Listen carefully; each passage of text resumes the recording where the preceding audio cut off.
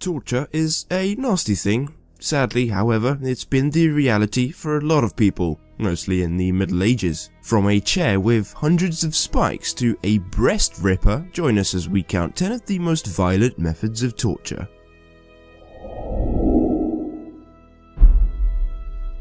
Number 10.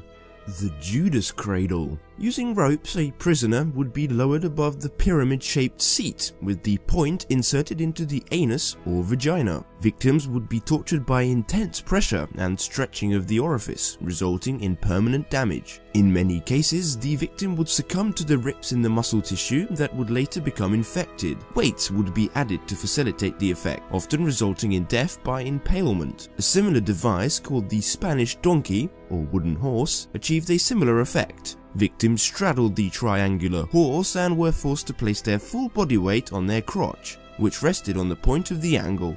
Number 9. Pair of anguish. This nasty contraption was used during the Middle Ages as a way to torture women who were accused of facilitating a miscarriage. It was also used to punish liars, blasphemers, and homosexuals. The device was inserted into one of the prisoner's orifices: the vagina for women, the anus for homosexuals, and the mouth for liars and blasphemers, which is why it's also known as the choke pear. The device featured 4 metal leaves that slowly separated from each other as the torturer turned the screw at the top. The torturer could use it to tear the skin or expand it to its maximal size to mutilate the victim. It rarely caused death, but was usually just a warm-up and was often followed by other torture methods. Number 8. The Iron Chair. No, this is not the Iron Throne from Game of Thrones. This torture device was used extensively during the Middle Ages. Victims would be placed onto the chair, which featured hundreds of sharp spikes, followed by the progressive tightening of iron restraints, forcing these spikes deep into the flesh. This could go on for hours, sometimes days. The spikes did not penetrate vital organs, and blood loss was minimized, at least until the person was released from the chair. Death often followed. The iron chair was often used as a psychological instrument of torture. Victims would often confess after being forced to watch other prisoners being tortured by the device. Number 7. Breast ripper. Sorry ladies, it's probably going to hurt just listening to this one. Also known as the Iron Spider, it was mainly used on women who were accused of adultery, self-abortion, heresy, blasphemy, or accused of being witches. The device, which was often heated during torture, contained 4 claws which were used to slowly and painfully rip off the breasts. The instrument would be latched onto a single breast of the woman. Blood sometimes splattered onto her children. If the woman did not die, she would be disfigured for the rest of her life. Number 6. Rat torture. Yes, rats have also been employed to perform torture. There were many variants, but a common technique was to force a starving rat through a victim's body, usually the intestines, as a way to escape. To make it work, prisoners were completely restrained and tied to the ground or any horizontal surface. A rat was then placed on the stomach, covered by a metallic container, which was gradually heated. The rat began to look for a way out, which inevitably meant going through the victim's body. Digging through the body usually took a few hours, resulting in a painful and gruesome death. This has been portrayed in TV series such as Game of Thrones, and surprisingly, it was also shown in Too Fast Too Furious, when Carter Verone needed a favor from Agent Whitworth. Number 5.